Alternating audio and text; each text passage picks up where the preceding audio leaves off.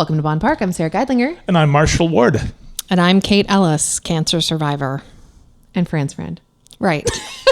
Also known as Lump Into Lemonade on Instagram.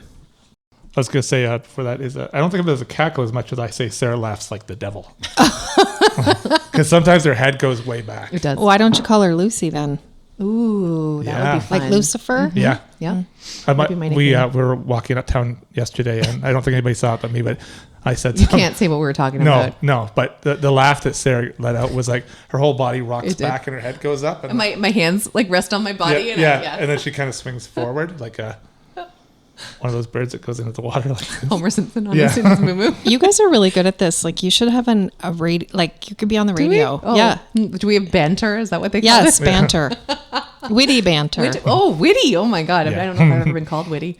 Yeah. Just like Marshall's the first person ever to call me fun. I really liked that. It's like, wow, I've never heard that before. Thanks, buddy. Yeah. Yeah. I told somebody, I said, most fun I've ever had in my life is hanging out with Sara. Yeah. I was like, what? Yeah. Welcome to Bonn Park. Welcome to Bonn Park. Welcome to Bonn Park. Welcome to Bonn Park. Welcome to Bonn Park.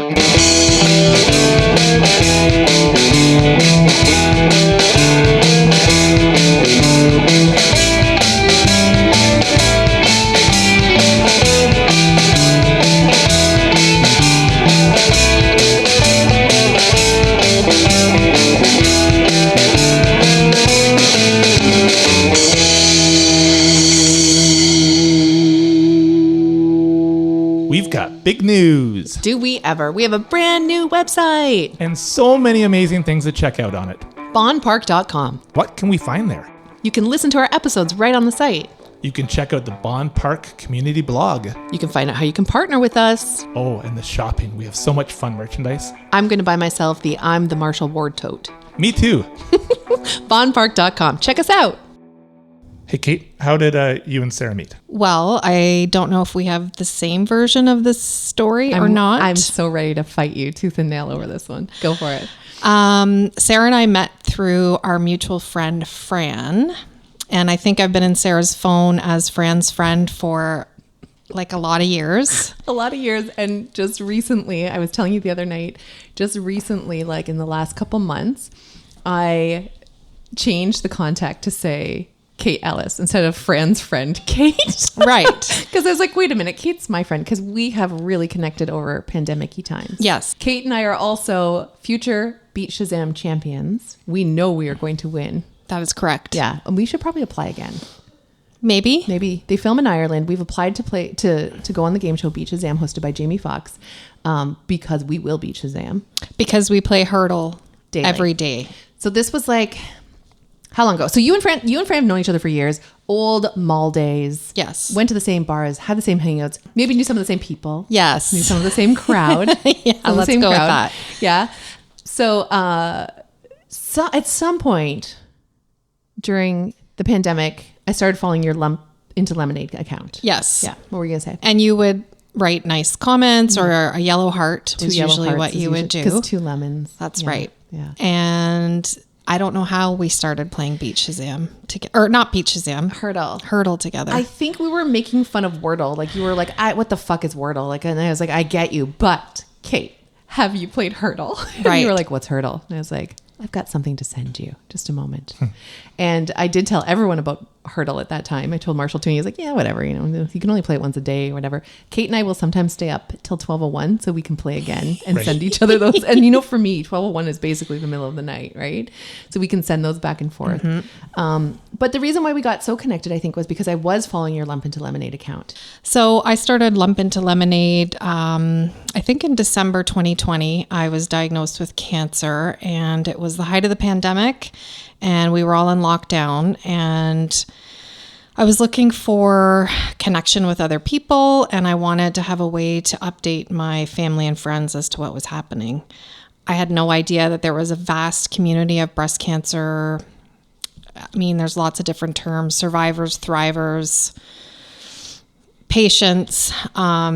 So I had no idea there was such a community on Instagram. And I think my first post was joking about becoming a cancer influencer. Like, hey guys, little did I know that there are actually people out there who are legit cancer influencers and have a vast following and do a lot for the community.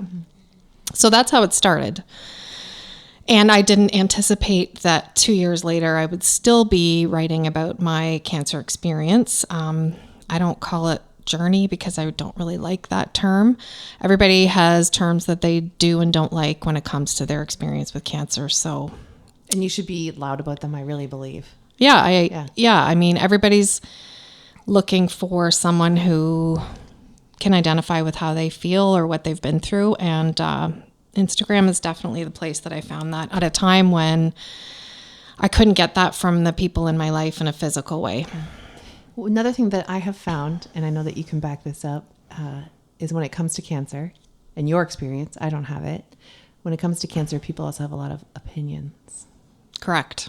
My quote unquote favorite being, at least you got the good cancer. That's right. Let's talk about that. Yeah, so at least as a term that I've tried to take out of my vocabulary since diagnosis, because I found oftentimes when I was talking with people, they would want to say something helpful, like at least you got the good cancer. In my experience, there is no good cancer. And there are a lot of myths out there about breast cancer. Approximately 1 in 8 Canadian women will get breast cancer in their lifetime, and that's a lot. And 30% of those women will die of breast cancer. And that statistic is frightening. You know, at least your hair will grow back. At least you got the good cancer. At least. And so I sent you one the other day that was somebody's husband had committed suicide, and the comment was, at least you didn't have kids. right. What the fuck? What the fuck is right? And I think people mean well, and they're just searching for some kind of positivity or like takeaway, but sometimes things just fucking suck, and it's okay to say that. I think we all lack language around deathly serious subject matter. For sure. Even the most skilled communication specialists and writers, I'm sure, find themselves without words, right? Definitely. And especially when facing grief and heavy things. And I do too. And I'm sure I've said some of the things that were said to me. Never again. No, intent versus impact is something that I've learned about, and that's definitely an example. Marshall and I have talked a lot about how, regarding deaths in our family, like, so I'll talk about my dead parents because we're recording a podcast, so why don't we talk about Sarah's dead parents? It's so true. Do they show up a lot? I just seem to talk about them all the time. Don't worry, I have books in therapy.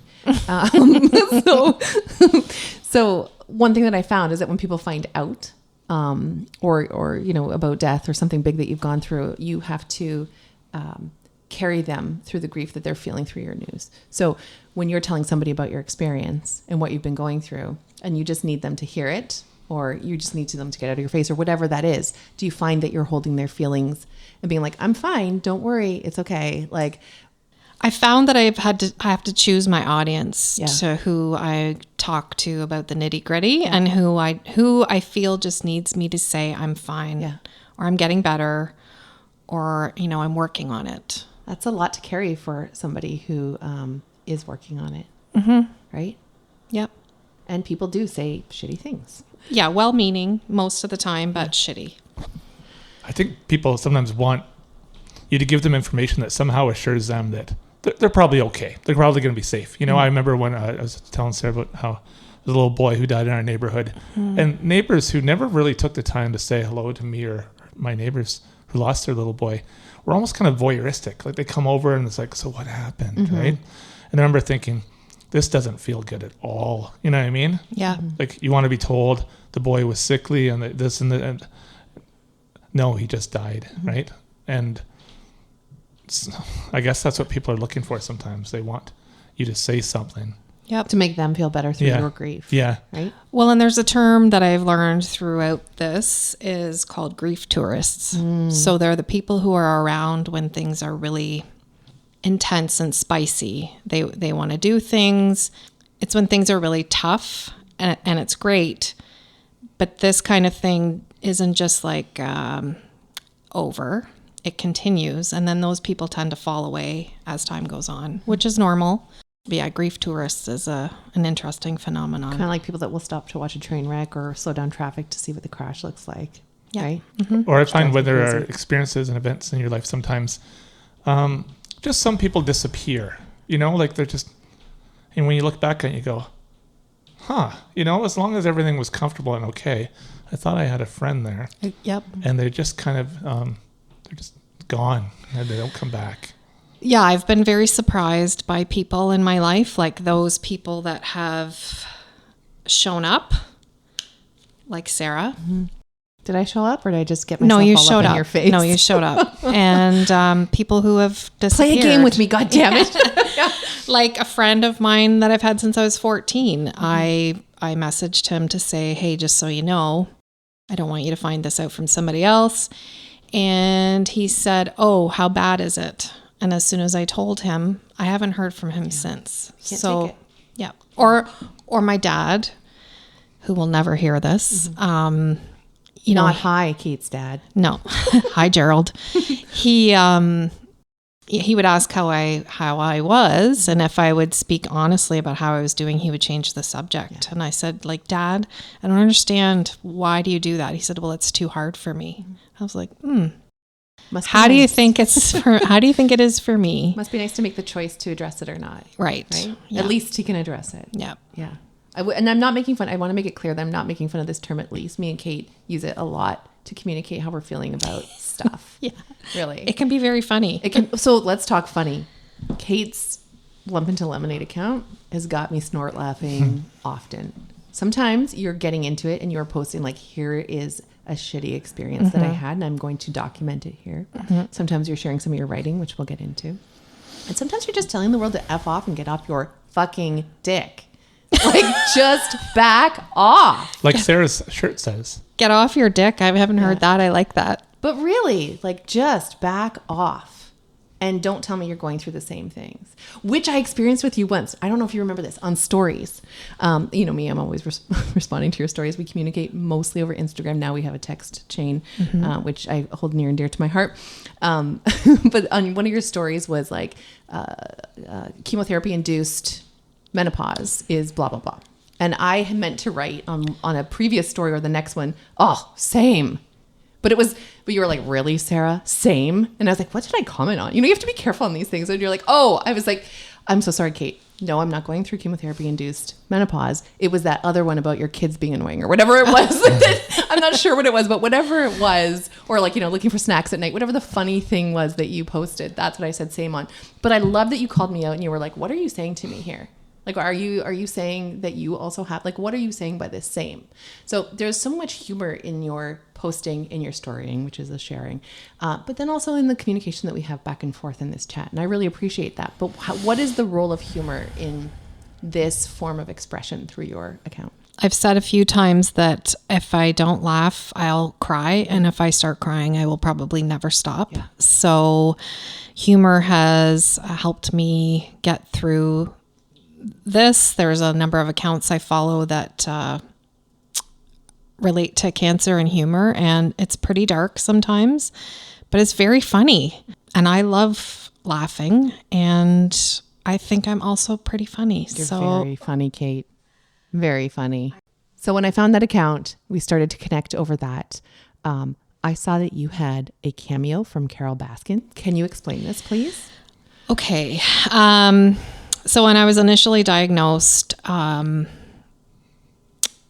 it was about 3 months after a really good friend of mine had been diagnosed with a brain tumor. She had she's since passed away, and she had an amazing sense of humor, and she named her tumor Donald Trump. And it was a source of laughter and fun. And so I thought I would name my tumor as well. And it was still 2020, so Joe Exotic was pretty well known at the time. So I named my tumor Joe Exotic. Later on, there was another what we thought was a tumor, but it was actually DCIS, which is a term that I don't need to probably spell out. But so I named it Carol Baskin. So you could say that bitch Carol Baskin. That bitch Carol Baskin. And Tiger King humor, everybody. That's right. And I thought once I got the mastectomy, they'd be taking out the trash and they would be gone.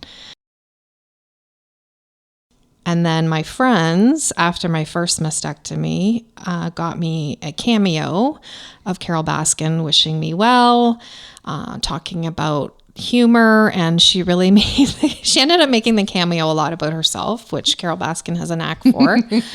And she thought it was great that I named my tumor after Joe Exotic, but what made it extra funny is that she had no idea that she was also part of the cancer. So yeah. And it's just like not many people have that, and especially at this time, like there is no funnier cameo appearance at this time in that year for your experience than this woman. It was amazing. It's amazing. And then I wore stickers into the operating room on that boob with Joe Exotic and Carol Baskin for my surgeon. Unfortunately, the radiology tech hadn't seen the show, had no idea what it was, so he didn't laugh, and I was really disappointed. Some of the best humor though is when the intended audience doesn't get it, and you're just like, yeah, that's all right. Well, yeah, he kind of looked at the stickers and looked at me very strangely, and then put a needle in my nipple, and that was that. At least you could ask me what the story is. Exactly. Hey, all you cool cats and kittens. It's Carol Baskin from Big Cat Rescue. Kate, I am told you have quite the sense of humor. Yep. And I think that's exactly what you need when you are facing down something scary or terrible. That's how I deal with things. You know, whenever we have a cat in our surgical suite, some people are like, why are you guys laughing and telling jokes? And it's like, because that's how we deal with the stress. I mean, otherwise we'd be bawling our eyes out. And Melanie told me what a horrible thing you had to go through recently, and that you had the presence of mind to refer to it as an eviction of the Tiger King. And I just think that is a wonderful way for you to see ridding yourself of those tumors, getting those out of your life forever. Yes, an absolute eviction where they will never be allowed back in this holy city again. I am telling you what. How has the hospital experience been? When any of us think of hospitals, it either awakens our own experiences and feelings and sights and smells about it, and some people prefer not to think about it at all. Unfortunately, I've had a lot of experience with hospitals, even leading up to this. The shittiest part about having cancer during a pandemic is how much of the stuff you do alone. And also how much of it is over the phone, but we can talk about that later. So I've had 5 surgeries since January 2021.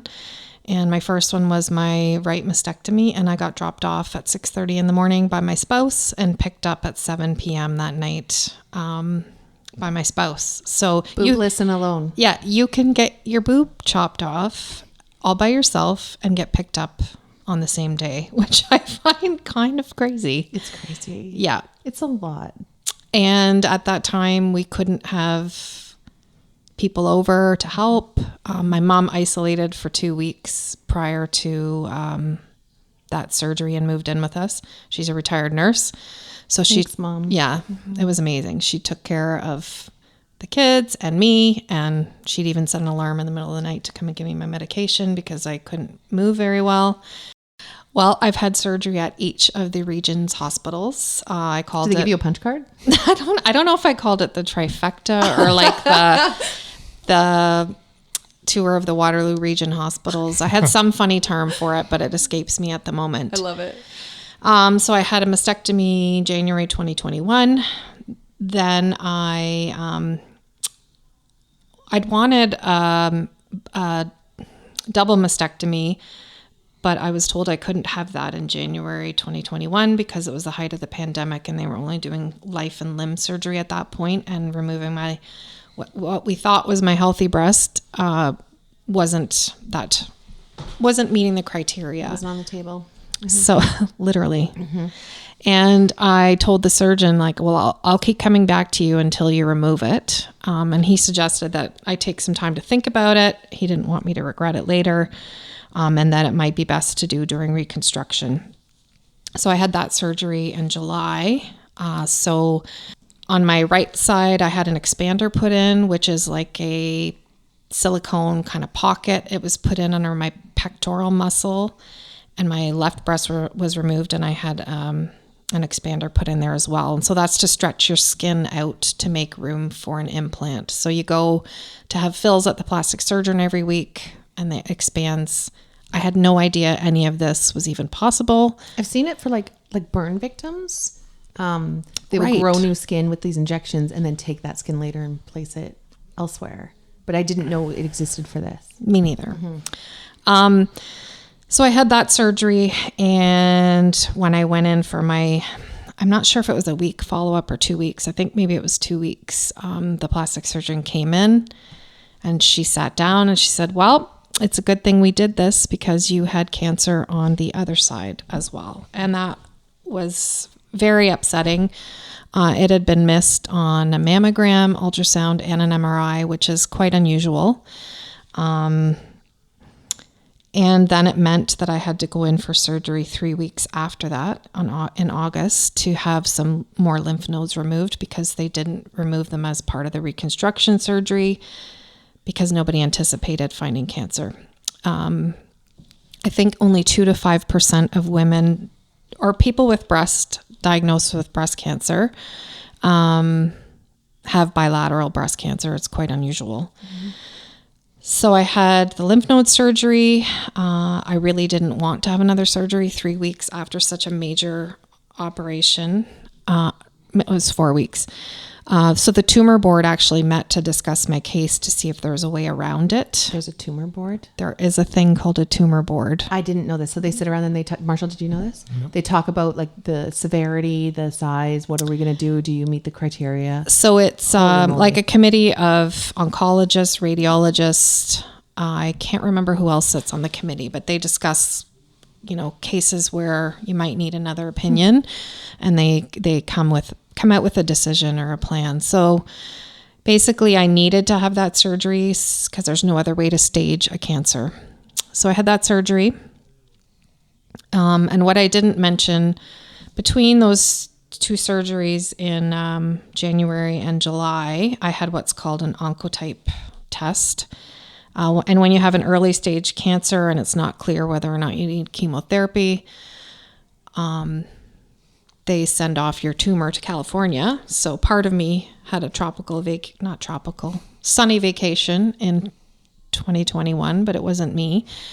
So that at that time, it seemed that I wouldn't benefit from chemotherapy. So I started hormone therapy and ovarian suppression because my cancer is fueled by hormones. And I needed to deprive my body of estrogen and progesterone. Turns out those hormones are quite helpful to our bodies. So I have lots of side effects from that. When you look back on things you shared and posted, you can learn a lot about yourself, I think. I know as I read a weekly newspaper column, and sometimes I'll look back on the year and I can see, it looks like I was kind of phoning it in a bit there in February, and then you can see where you're really strong and where there's momentum. And then sometimes where you crash, right? So you must, because you've taken the time to document, you must be able to look at it and go, oh, that's interesting, and see it through maybe a different perspective.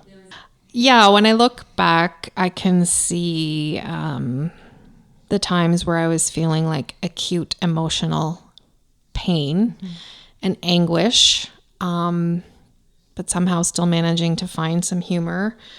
Other posts are, information sharing and like educating people. Some of them I'm pretty fucking angry, because I could not believe that this was happening to me at this time in history. And I probably have some attachment issues from my childhood, and this would have been a great way to like fix those with people coming in to help and meeting my needs. And instead, the fucking pandemic just basically fed into them because I had to do everything by myself. I think that you said something to me when we were hanging out the one day on my deck, and you were like, can I not just catch a break? Yes. Like, where is my break? And we had a chuckle over it, but you meant it. Totally. Yeah. It's become a joke amongst my friends and family. Like, if something's going to happen, it will happen to Kate. And so, this just fits with my life. Where are you at in the present right now? both your physical and mental well-being? So I'm about 8 weeks off of my last surgery, which was an exchange surgery, swapping out those nasty expanders for implants. And it's the first time in 2 years that I have not had a surgery a surgery to plan for, or some kind of life-altering treatment. So Were you about to say hanging over your head or hanging in the distance? Like, yeah. like looming, like this dark sort of cloud looming, and it feels very weird, but it's a good weird. Mm-hmm. And I like this weird, but I find myself sometimes waiting for the other shoe to drop. Like, don't get your hopes up. Right. Yeah. Which I don't want to fall into that trap, but sure. It's an easy trap to fall into. I'm trying to do things like make plans for the future. And I'm trying to work on my physical health and my mental health. I have a litany of things that I'm doing to address all of that, with the hope of returning to work in the spring. I feel like I haven't had a lot of time since diagnosis to like chill the fuck out. It's been a lot of cortisol pumping. Yep. So I think it's going to take my body a little bit of time to come down from all of that. It's like you need a cancer vacation. Yeah. Before you go back to work. Can I get sponsorship for that, please? Dear listeners and wonderful business owners and corporate entities listening to this show, can we please sponsor the next year of Kate's life? Yeah. Because she needs a fucking break. Well, interesting that you say that, because we did go to Mexico this summer. That's right. It was meant to be because I was mad because you couldn't play hurdle because it wasn't working there. Right, it wasn't working. We went as a family with friends of ours to kind of celebrate getting through the last couple of years, and wow, this is great. And we got COVID.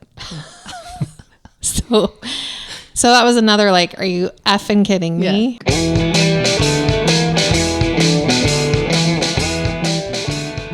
We're going to take a moment to hear from this episode's sponsors, some of our favorite businesses in town. We are supported by Good Boys Duct Cleaning. Locally owned and operated, they do residential duct cleaning as well as commercial and industrial, and they do it well. And get this, they never solicit by phone. That's not Good Boys calling you during your dinner. Their cleaning technology rids your ducts of dust and dirt, allowing you and your family to breathe easy. We hired Good Boys to clean the ducts of my family home, and we all feel the air is cleaner. Professional, friendly, affordable, and they answered all our questions. I would recommend them to anybody. Check them out at goodboyservices.ca or call 519-893-0046 today to get your fresh start. Garlic King proudly supports Bonn Park. Want to boost your culinary creativity? You'd be amazed how versatile garlic can be. Garlic King garlic spread is hand blended in small batches weekly with locally grown garlic. 16 cloves in every large container, and more than 35 herbs and spices. The spread is both delicious and healthy. It is soy-based and free of cholesterol, trans fats, and gluten, which is good for me. And it's also keto-friendly and low in sodium. Garlic King is a family business that has operated out of New Hamburg for over 15 years. You can find their products at garlicking.ca or follow them on Facebook and Instagram. Visit Garlic King at the St. Jacobs Farmers Market on Thursdays and Saturdays. You can also find them at Coddle's Catch, Vincenzo's, and Play a Latte Cafe. Treat yourself to flavors fit for and made by a king. Bonn Park is supported by The Wine Cellar, serving Waterloo Region and beyond for a quarter century. The Wine Cellar, a craft winemaking shop, makes wines for every taste. Customers come from across Ontario for their Hungarian oak barrel aged wines, from the California Cabernet Sauvignon to the Italian Amarone, and everything in between. Find The Wine Cellar at 300 Gage Avenue in Kitchener, or check them out at winecellarkw.com. Life is too short to drink bad wine. Bonn Park is supported by Villain Sauce Company. If you want to spice up your culinary life, Villain is your new hero. I love this sauce. Their 5 blazing concoctions are fresh, made in small batches, and bursting with flavor. You've got to try their multi-award-winning Smoky Mountain Punch sauce with its delicious smoky habanero flavor. That one I really, really love. Want it hotter? Try their hottest sauce yet, the Bad Guy sauce, which has a tropical taste with enough heat from the Carolina Reapers to really make you sweat. Villain has several other flavors that vary in heat level, all made with locally sourced, all-natural ingredients with no preservatives. So check out their whole line at villainsauceco.ca and on Facebook or Instagram. You can also find their amazing sauces at Vincenzo's in Waterloo. Enjoy! And keep a cold glass of milk handy, as all of their hot sauces are hand-picked for destruction. Kaboom! And now, back to our show. let's talk about painting you like a French girl. So the reason why I bring this up is we were just talking about sponsoring the year for you to take a little vacation after everything that you've been through. So Kate and I made this plea to Shazam in our application video where I said, Kate, how far can we go here? Can we tell Use your the story? cancer card? Yeah. With the what? Use the cancer card? Use the cancer card. I think that's what we said. And you were like, oh, please. And Kate immediately sent me photos where you lost your hair, photos where you're in the hospital, photos of you marked up by the surgeon for surgery, you know, like a tattoo of your insides, dashed lines, crossing lines, like a map of your skin, video of your mom taking a video saying, she wanted me to film this. I don't know why. And you're getting wheeled off to surgery, you know? And then and Kate's actually never seen the video. But then I was at our local record store and in my music room in the front, just saying like, hey, Shazam, you should pick us. And here's why. And really played into, if we won, I would be giving this money to Kate. I actually think me and Kate could crush it. Your video was great. You said things like, within seconds, we can usually get the hurdle answer. And where I leave off, Sarah picks up and vice versa. And then this sort of blossomed in. So this video, we submit it. We're still waiting to hear. We're really hoping that Shazam picks us because come on, can we get a break here? Can you imagine? Can you imagine? I mean, we've got gaps. We know where our gaps are. And that's why I kept saying to you, we have work to do. There's some studying to be done. We've got this. And then Kate reminds me, they only use top 40. Sarah, relax. You don't have to know every song that was ever written, ever recorded. So you're often talking me down off of that ledge, right? But that was my plea. Like if we won this, not only would it be so much fun, but we could give this money to Kate to take a break, you know? And then I started pitching to you, should we do a film about your life and about your experience here? I'm a filmmaker now and, a really good one. Thanks, man. Thanks for coming to my movie. I'm a filmmaker now and I think that you have something to say. I know that you have some good writing. I think I envision this being surreal and ethereal, but also funny as heck. And I said, can I exploit you? And you replied, why don't you paint me like one of your French girls? Yeah. And then you LOL'd it and said that this is what I plan to say to my surgeon when I go in the next morning or whatever that was. Yeah. And then I used that was one surgery that you're going to, and I think it was the expander. It was the last one. The last one. Mm-hmm. And there was like a 24-hour period where you didn't hurdle with me, where I was checking my phone because this is the only way that we talk, right? I was like, why hasn't Kate hurdled with me? Is Kate okay? Where is Kate? What is going on? And then boom, hurdle shows up in my text. And I was so relieved because I'm not going to hammer, are you okay? Are you okay? Because my feelings are worried. I know that you have people to support you. I know what you're capable of on your own. But it was very relieving to get that hurdle. And then you find out secrets about me. Like there was a Nick Jonas song and you were like, Sarah, why do you know this? And I had to say, I think I have a thing for Nick Jonas. Yeah, I don't get it sometimes, but then I had to ask why you know Shaggy. It wasn't me. High school. Yeah. And then we had a hilarious misunderstanding over hurdle, which was, it was a Billie Eilish, Phineas O'Connell song. And we said something like, damn, that's a good song or whatever. And I said, yeah, homeschooled geniuses. Oh, I know what it was. We're going to backtrack. I said, damn, that's a good song. I know this music because of my children. And you were like, oh, that helps. And I said, homeschooled geniuses. And you were like, wow, well, I knew your kids were smart. I didn't know you homeschooled. That was it. And I was like, had we not had this exchange, I was like, oh my God, Kate, I'm not talking about my own children.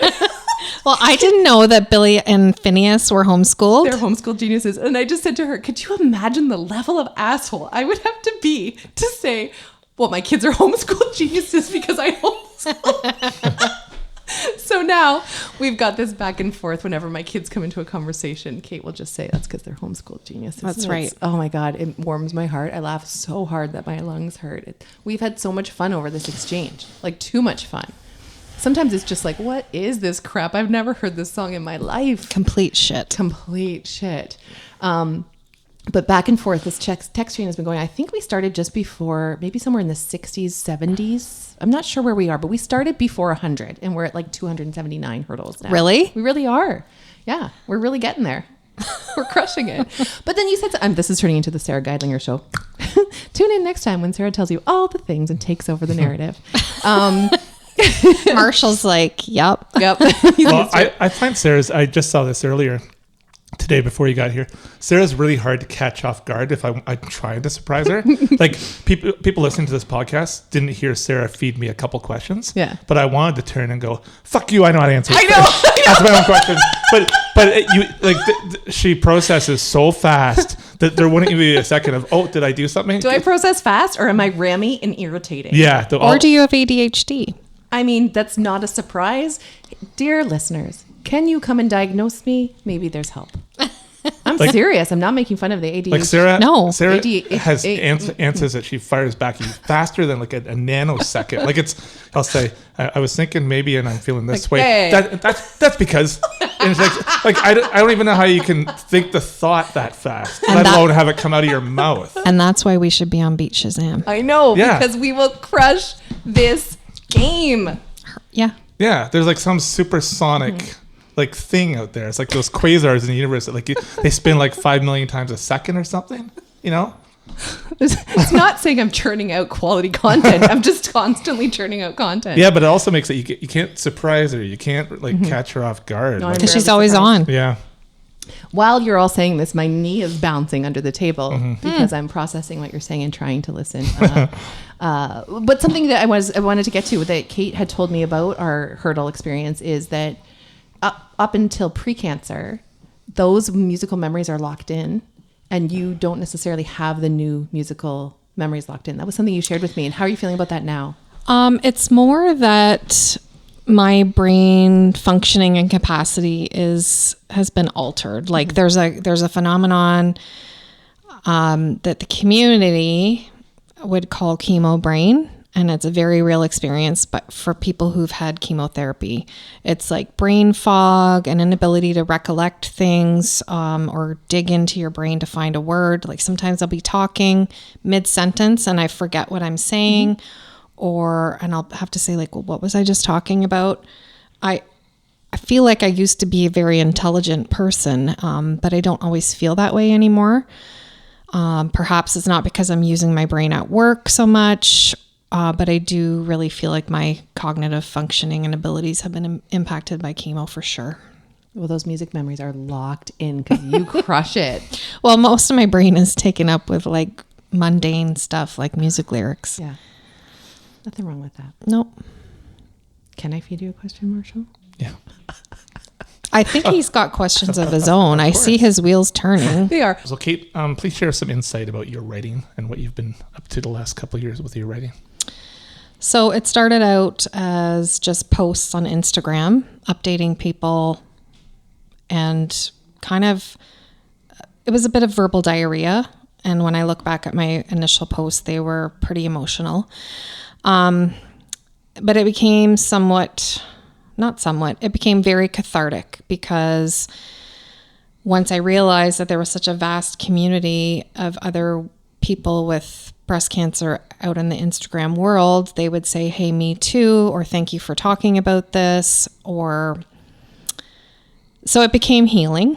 And I've written some poetry, and I've been published in a magazine a few times. It's called Wildfire Magazine, and it is a magazine specific to young women fighters and survivors of breast cancer at all stages.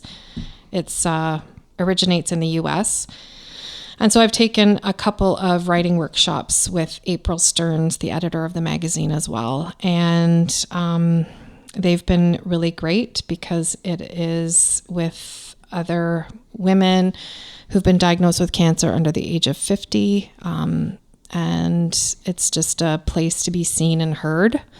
And really that's what most people want in life, is the feeling of being seen and heard. And I think that's what my writing has helped me do. Okay, so this is called I Remember. I remember being 42 and thinking life was busy and stressful and hard. And then a pandemic happened. And then I remember the gut feeling that something was wrong and being told, you're too young. I remember the gut feeling that it wasn't just a fibroadenoma and asking for a second opinion. I remember the gut sick feeling and confusion of spiculated, ill-defined hyperechoic mass. I remember the punch in the gut of hearing over the phone invasive ductal carcinoma. I remember life before this, sort of. I remember the loneliness of a cancer diagnosis at the height of a pandemic. I remember the loneliness of being dropped off at the hospital doors to have my breast amputated and being picked up 12 hours later. I remember the loneliness of oncology appointments over the phone. I remember the loneliness. I will always feel a little bit alone with this. I remember the angsty feeling of telling my kids, Mom has cancer. I remember the hopeful feeling of being put back together, rebuilt, reconstructed. I remember the shock of the pathology of my healthy breast. I remember sobbing. Bilateral breast cancer, undetected, rare, nothing healthy about that. I remember the look on my spouse's face when he saw my Tegaderm-covered, deflated balloon of a chest for the first time. I remember the anguish of having my mom help undress and wash me at the sink. I remember the gaggy feeling of her saying it was time to milk my drains. I remember thinking, now there's something you don't hear every day, those effing drains. I remember thinking that if the cancer didn't kill me, then the chemo just might. I remember thinking I must have offed someone really cool in a previous life. I remember wondering, what does this mean for my daughter, my sister? I remember vowing I will never eat sugar again. P.S. I have, and I will. I remember the way it felt to be able to take a shower after 3 weeks of pits and bits and hair washes in the sink, to take a normal poop, to sleep on my side, to taste my food, to have a week without appointments, to feel a little bit closer to go time for the sexy time again. And I remember laughing because I doubt Carol and Joe ever imagined having anything as exotic as a tumor named after them. I remember laughing at the sheer absurdity of it all. Cancer in a pandemic, as if. I remember laughing at the range of boobliness this bod of mine has exhibited. 2 real boobs, 1 real boob, no boobs, then 2 of whatever these are now. I remember laughing a lot, because if I don't laugh, I will cry, and if I start crying, I will never stop. I remember the love in food form, 3 times a week for 6 weeks, and then another 4, and then 12 more. In text, flower, and gift form. Turns out you can never have too many socks and lip balms. Or can you? I remember the love and feeling of community from and with women near and far. I remember the hearts, memes, and messages, and the same girl sames. So much love. I remember it all. And now I'm almost 44. It's the start of a war, and it's time for new memories. Jesus, fuck, Kate. That's pretty good.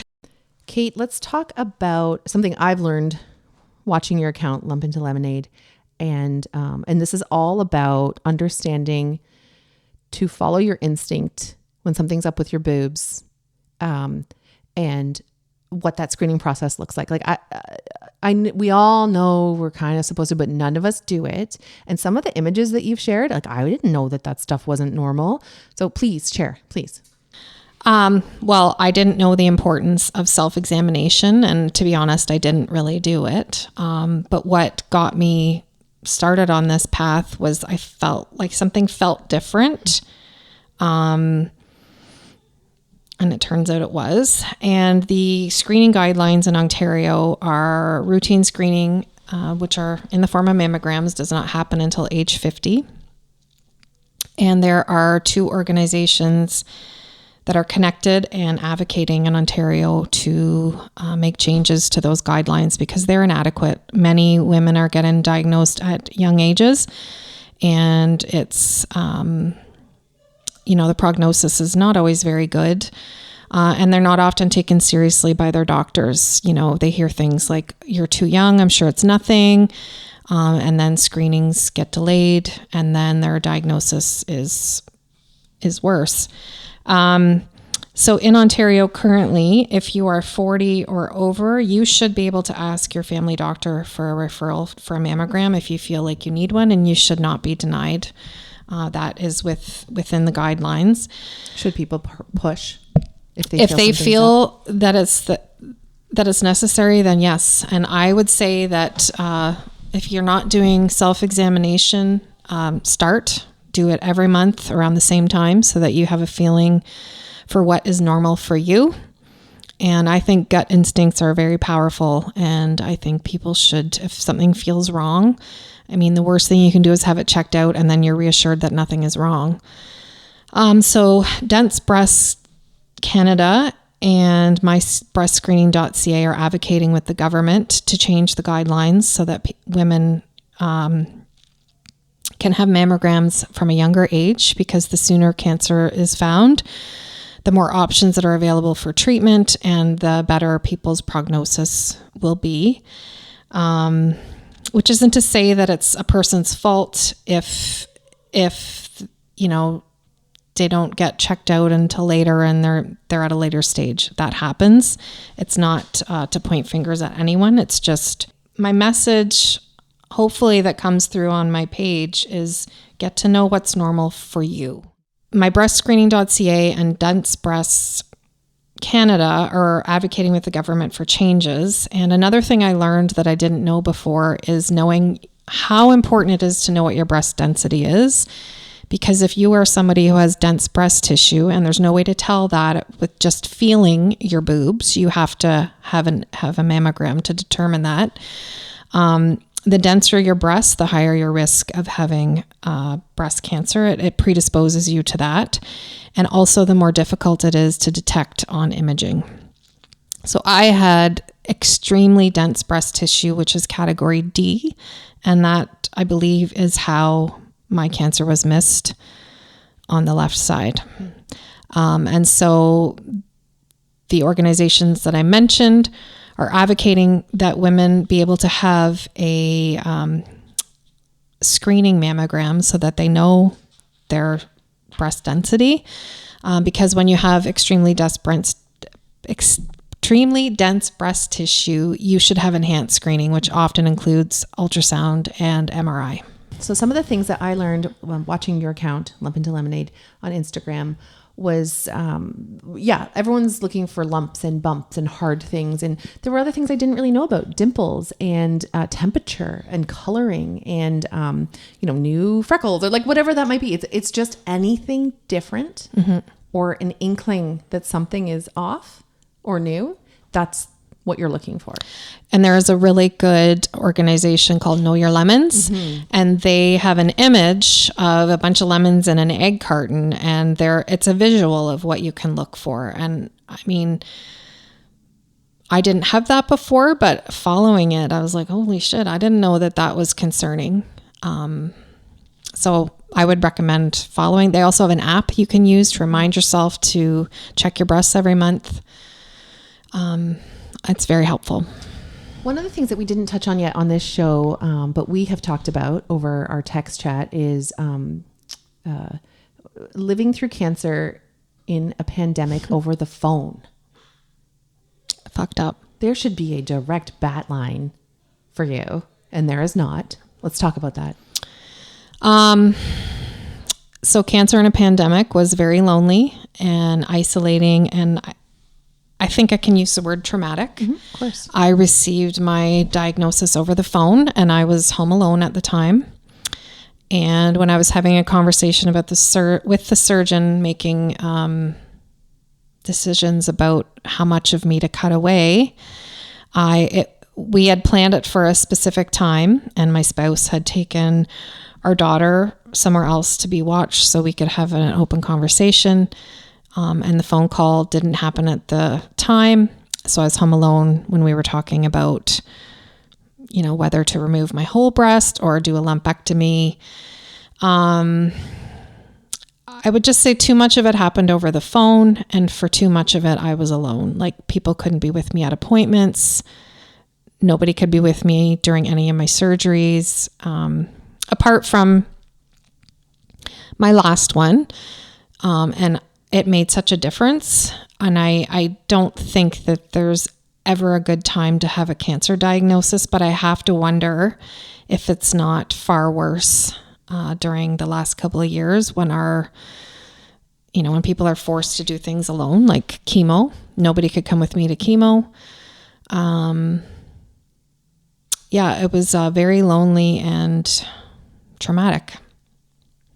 And I think that I might have had a different experience a few years ago, hopefully a few years from now, I don't think that it's back to quote unquote normal. And I do worry about the backlogs with imaging and how many people are going to get diagnosed at a later stage just because they've been afraid to go see their doctor, or, you know, I think routine screens might have been on hold for a period of time during the pandemic, but I've just heard about an enormous backlog when it comes to mammography.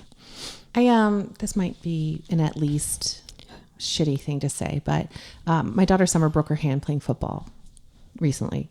And it was, it's the, I don't know what the name of it is, but it's your FU finger, but in the back of your hand. And she broke that. And we went to urgent care. And after 6 or 7 hours or whatever, she got the x-ray. We got to see the doctor. And the doctor said, yeah, it looks like nothing's broken, but let's take a look. And he threw it up on the light, I want to say light table, but the light thingy, the x-ray thingy, the x-ray viewer thingy. And he's like, oh, it is broken. Right? So here's what happened in our little experience. The doctor made the choice to check for himself, realized there was an error. Now we have to wait. We can't be referred to a specialist until the radiologist fixes that error on the paperwork, right? And she can only get a temporary cast, which is kind of normal anyway. But we were pushed then for a specialist with a permanent cast, because of that error on the paperwork, right? So now she's got the healing has been prolonged, right? It's not going to go take the path that it should normally take. This is one little thing, one little broken bone, right? So a backlog of that kind of imaging, I should say, could be monumentally dangerous to somebody's life. For sure. It's hard to fathom, actually. Yeah. And I don't know if this was pandemic related or just kind of a calamity of errors, but I had that surgery in July and found out that I had bilateral breast cancer, and I didn't get chemotherapy until November. The government denied the MammaPrint genomic test that my oncologist had ordered because they said they'd already paid for a genomic test, which was the one I had with my first cancer diagnosis. And she said, well, no, this is a new cancer in the opposite breast. She needs to have this. And meanwhile, you're waiting. And meanwhile, I'm waiting. And I have to say that throughout this whole thing, that the waiting has been the most torturous part of all of it. I maintain that we're not even good waiting in a drive-thru for coffee. So I had my biopsy on December 2nd and I didn't find out confirmation until December 10th. And then it was more waiting, and everything is better when you have a plan. Yeah. I can deal with anything as long as I have a plan, but it's the waiting and the not knowing that is agony. And I waited from July to October to find out whether or not I would need chemotherapy. So the first delay was that the government denied it.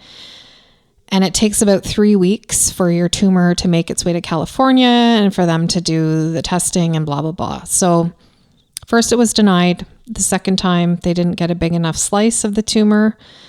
So that was like a 3-week delay. So they had to send another slice of my itty bitty 1 centimeter tumor down to California.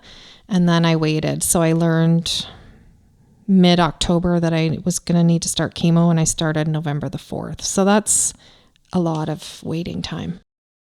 So I want to talk a bit about supports, because prior to living through this experience myself, I can see in the rear view how maybe my help to some people in my life was maybe not that helpful. And it's nobody's fault, but there are things that were an incredible help and support to me and my family. And if there's anybody out there who has a friend or loved one, well, friends are loved ones, friend or family going through something like this, you might wonder what you can do for them. So some of the most helpful things for us were a friend of mine set up a meal train, and it's a website you can use and it's free, and people can sign up to bring meals, as often or as few times a week as you want. We had somebody drop off a meal 3 times a week, and you can indicate your dietary needs, restrictions, and then people can sign up. And during the pandemic, we would have a cooler on our front porch so that we didn't have any face-to-face interaction, which was so weird to see your people walk up to the door, put food in, and then walk away. But it was so helpful because my spouse did not take any time off during this whole thing. And so he was doing the bulk of the parenting. He's done the bulk of the parenting and the bulk of a lot of things for 2 years. And so lightening the load for him was amazing. Mm-hmm. And people bring their A game when they're making you a meal. They do. That's one thing we know how to do well. That's my zone. Something wrong? What can I cook you? Right. It was amazing. Yeah. Help with the kids. That wasn't something that was an option for us because mostly we were in lockdown and not having contact with others.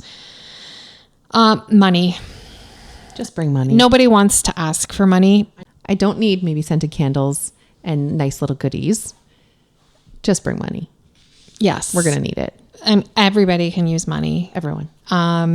What I would have liked, which wasn't possible during the pandemic, was people visiting, company at appointments and treatments. I kind of feel like I was robbed of a true cancer experience. But I hate the saying, but it is what it is. And we made it through. And actually, I've never felt more loved than I did the past couple of years. Like, even though people weren't able to physically be with me, they showed me all kinds of love in all kinds of different ways. And I don't really know that I'll ever be able to express my gratitude in a way that does that justice. Strangers too. What do you think about when people say everything happens for a reason? I can't think of a good reason for this at all. But there are takeaways for sure. Yeah. Like boundaries. Asking for help. And accepting help. And that's another thing I would say is your friends or your family, they're not going to ask for your help. So you have to just keep showing up and telling them what you can do. Like, I'm going to make you a meal. If you don't have a meal train, what day can I bring it? Exactly. And then you'll get an answer. Instead of, I'm here for you. Let me know if there's anything you need, because I'll never answer that either. They just won't. No. People just don't. It's not in our nature to do that. No. So if you send your friend or your loved one a list of things you can offer, I would venture to guess 9 times out of 10, they will accept something. Do you want to talk about at leasts? Sure. I don't have any at least. Okay. No, I've got a bunch. Oh, so you have them all written I've got them all in front of me here. Oh my God. One I'm going to talk about. So this is minor. I ran into somebody at the park when my kids were small that I used to work with. And out of the blue, she just said, at least you can find your kids when they're dressed like that. It's like, what? Just like, what? I mean, kids love to wear colors, but I thought that was really funny. On losing hair. Oh, well, at least you have a nice face. This one was yours when we were. What if I didn't? I know, right? Like, just like, maybe you're just saying that? I don't know. This was when we were talking about spouses. It was a joke we were making on the deck. At least he's nice to look at. That was a good one. Oh, this is one that I get a lot. At least you have big boobs. What are they any business of yours? And also, they're kind of hard to carry around. Now that you say that, I think I did get it. At least you don't have big boobs. Like, so it's not as much of a loss. Like, what is that? It's people reaching and grasping for something. For something, anything, right? Mm-hmm. Oh, this was one when I was a teen. Some friends, one said to the other, so there was 2 girls, and one's mom had left. She struggled with mental health issues. And when she was a teenage, like a young little preteen, her mom left. And that's shitty. The response from the other friend was, well, at least you're skinny. Like, everything's easier for skinny people. And the look on her face was like that she had been slapped like with a brick. Like, and how are those 2 connected? I know. They're not. Somebody's bringing their experience to it. This was one of mine. I've said this on the podcast before. When I had like this, and again, it's not like I've been through what you've been through. Oh, at least I haven't been through what you've been through. That's what I should say. I'm such an asshole. I had a very painful oral surgery. I had these like gum grafting things. I was receiving those are awful. Awful stuff. And my mouth has actually kind of never been the same since then. But I had a terrible healing process, and it was a big surgery. And I had a terrible reaction to the antibiotics, and I lost like 17 pounds in 2 weeks. And when I went back to the gym when I felt better, finally went back to the gym to my morning spin classes, everybody was like, wow, whatever you're doing, keep it up. And I was just thought, fuck, like, I've been feeling like garbage, and I barely dragged my ass here today. I've been starving and feeling like like I can't even pull myself out of bed, and I made it here today. And your advice is keep it up. Well, that's something else that people assume with chemotherapy is that you will lose weight. And so somebody did say to me, well, at least you might be able to lose some weight. And actually, I fucking gained weight. Yeah. And also, none of your business. And also, just don't bother. Just don't. Oh, what was the thing you were telling me about Moonface? Moonface is real. Yeah, from the steroids. So explain that. So during chemo, you have to take steroids. Well, I'm not sure about other regimes, but my regime had to take steroids the day before, the day of, and the day after chemo. And it would make me wired. And I was a slut for carbs. That's all I wanted to eat. And things taste like shit when you are doing chemo. So you can taste salty and you can taste sweet. Everything else tastes kind of metallic and gross. So I wasn't making the best food choices, but food, Helped somehow. And I don't think no matter what you do, like most people get moon face from steroids, and I did. And so you're bald and you've got this round face, and it's not a great look. And you can't do anything about it. Right. Okay. This one, of course. At least you got the good cancer. Yes. Yeah. We talked about that Right. earlier, Because, there are good cancers out there. Yeah. At least you got the good one. Is that it's the good cancer? I know. Huh. Well, I think there's a myth out there that breast cancer, breast cancer means big money. There's lots of people like boobs. And that's another phenomenon is save the tatas. Well, how about save the woman instead of the boobs? The woman is more important than the boobs. Yeah. Right. Well, there's also the myth out there that once you've been treated, you're good. And there's no 5-year magic timeline for breast cancer. And I'm not waking up in the middle of the night terrified sometimes that it's going to come get me. This is just a truth, right? It can come back at any time. It's trauma. Also. And the younger you are, the higher the risk that it will come back. Well, that stinks. So I'm sure some people. Well, because you're going to live longer, right? Live longer. Yeah. This is one that I say to people that I have stopped since we started talking about at least, which I say to people, at least you still have parents. And that that would shut people up. I know your face right now, Kate. I feel like such a jerk. Your face was like, "Oh, Sarah, stop." It's awful. Well, it's something I would do. Like the lady at Shoppers Drug Mart one time who asked me, when my baby was due, and I said, "Oh, I'm not pregnant. I'm just fat." She didn't have anything else Next to time, say. can you just say, "I'm not pregnant. I just have cancer." Try that. See what happens. I don't think I could, but I have tried to take at least out of my, I catch myself saying it and then I try to stop myself because pretty much anything you're going to say after at least usually doesn't need to be said. And it's toxic positivity, which we were talking about. We disagreed with an Adam Grant post that we saw when we were talking about that. But if I'm using an at least in terms of myself, if I'm documenting and taking stock and I'm using an at least for myself, I'm cheering myself up and I'm feeling kind of good about it. I should not be putting my at least on you. What else we got? At least you get to work from home. Well, that's what's another one? Oh, because I don't drink. People in my life get this often. At least you have a designated driver. I don't drink to be I don't not drink to be your driver. Right. Ooh, at least your hair will grow back. Yeah, well, it's growing back, but not in a manner that I enjoy. She's wily. It's crazy. And I did say to you, it's cute. And you're like, is it, Sarah? Is it, you can't do anything with it. So even my saying it's cute, you're just like, don't. Okay? Well, because I describe it as if a poodle and a grandma perm had a baby, that's what my hair looks like. And it might be cute, but nobody my age would ever choose this as a hairstyle. No. We had another one here that was related to hair. At least you have a nice shaped head. How many times did you get that? Like a lot. Yeah. And that's fine. Thank you, but don't. What if I didn't? I love that that's your response. Okay, looking at my chemo curls, what the fuck am I supposed to do with this? At least you have hair. Yeah. At least you have hair. And I do say that to myself because this hair is better than no hair. This was yours, right? Talking to a cancer friend whose husband died by suicide before she was diagnosed. Yes. Someone said to her, "At least you don't have kids." Thanks. Maybe she wanted kids. Maybe, but also my husband is dead and I have cancer. Right. Why are we talking about some hypothetical kids we didn't have that I wish we would have? Most likely. Effed up. After the loss of a child, at least you still have each other. Ugh. That one's on our list as well. That one hurts a little. Did I add these or did you? At least you are funny. At least you are loved. Those are on the bottom of our list and I don't remember adding them. Maybe at least you're funny. It's capitals. It was probably you. At least you are loved.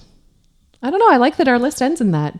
Maybe we were looking towards some type of positive wrap up. Potentially. It might have been when we were talking about having a podcast and Right. we were looking for subject matter. Yeah. I mean, I think we're pretty good at podcasting. We might have to do a podcast, but let's start with a film. The podcast can springboard off of it. And then, I don't know, Oprah will endorse it. Yeah. And then we'll get on Beach Shazam.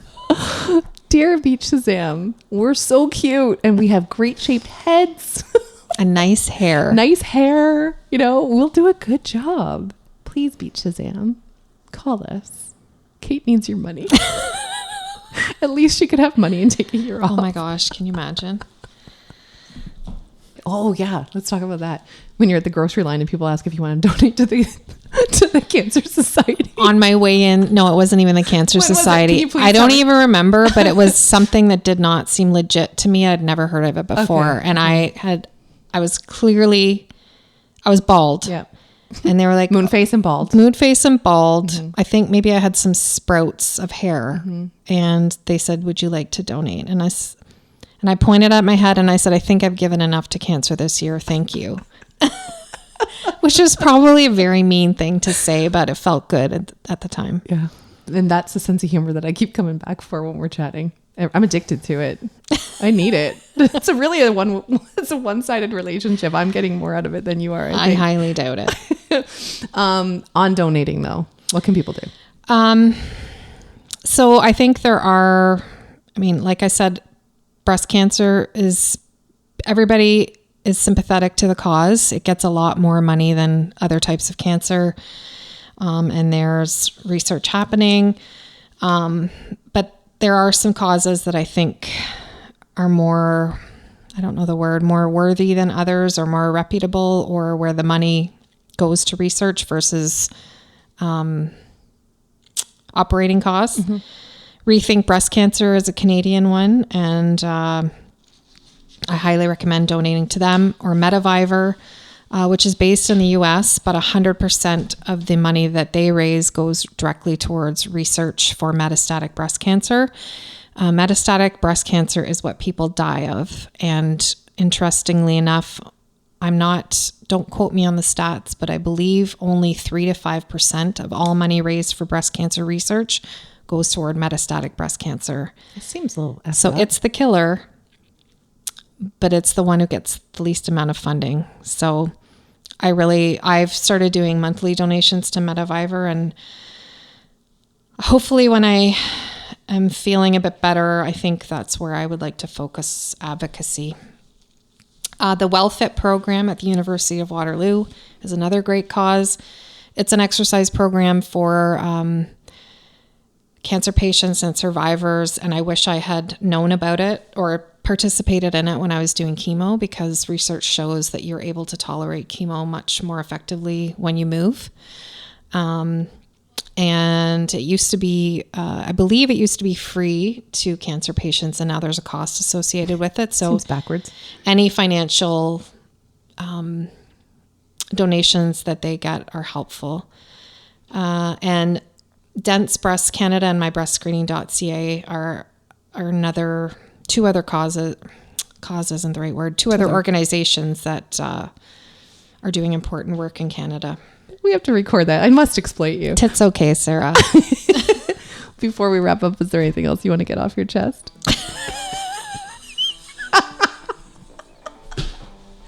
You're a dork. And I love that you call me that all the time, because I am.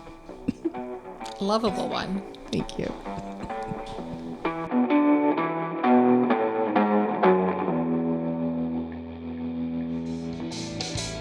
Bonn Park is made possible with the support of the Kitchener Public Library and the Kitchener-Waterloo Community Foundation. Our show is produced by Sarah Geidlinger, And Marshall Ward. with audio engineering by Sarah Geidlinger. Bonn Park's original music is by Alan Lung.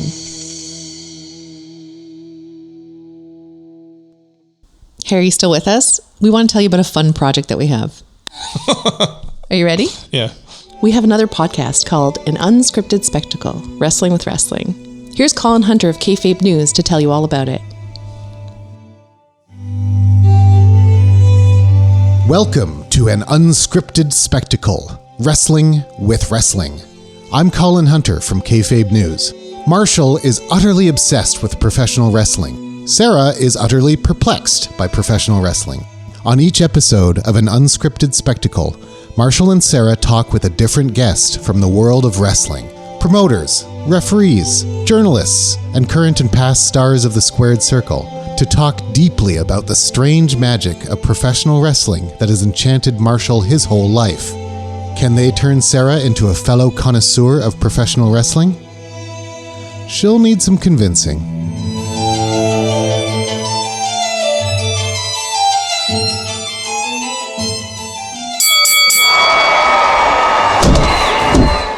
I find out who Jimmy Corderas is. Who the heck are you? Oh, well, that's a good question. For those who don't know, I spent the better part of over 2 decades working in WWF/WWE, mostly as a referee inside the ring. I have the honor of meeting the magnificent LuFisto. I heard that you were described as the first lady of hardcore. I've just recently found out what hardcore is. Yeah, thanks to Madman Pondo. When I've learned that I was going to be inducted, it was like, it is now my time to tell the story of women's wrestling.